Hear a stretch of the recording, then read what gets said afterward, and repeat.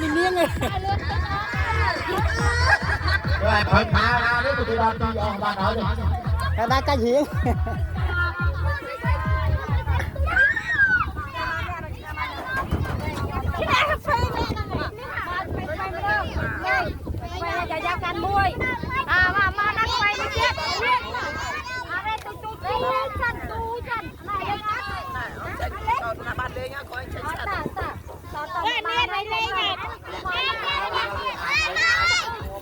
dạ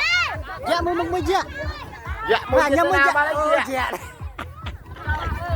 dạ mua chết na dạ mua chết na bar ô cái lạnh đây bar dạ đấy